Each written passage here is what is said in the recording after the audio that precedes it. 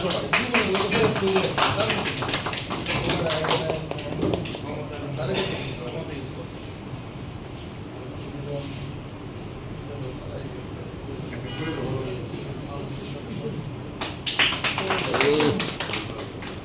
dah.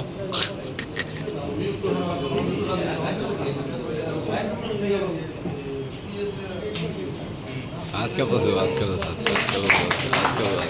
pasal.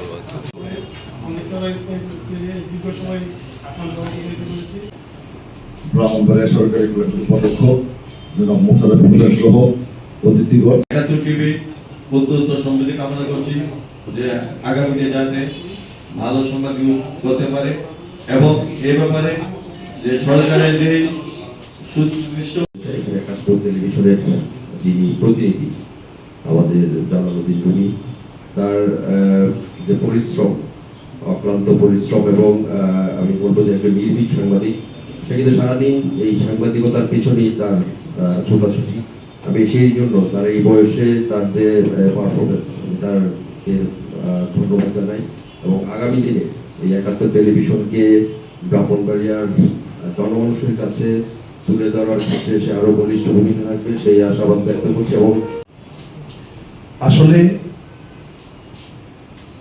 এখন কিন্তু আমাদের সাংবাদিক ভাইয়েরা অন্তত এই কথা বলতে পারবে না যে আমরা নিউজ করতে গিয়ে প্রতিবন্ধকতার সৃষ্টি হচ্ছে, চাপে আছি, বাধা পাচ্ছি, এই কথা কিন্তু বলতে পারবে না। এখন কিন্তু উন্মুক্ত, আপনারা আপনাদের সঠিক তথ্য আপনাদের প্রচারপত্রে লিপিবদ্ধ করবেন, এখানে কোনো ধরনের ভয় নেবেন না, যেটা বাস্তব সেটাই আপনারা তুলবেন।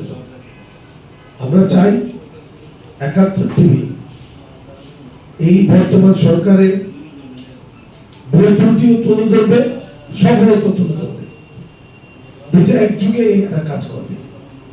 কারণ ভুল ত্রুটি যদি তুলে না ধরে সফলতা আসবে না।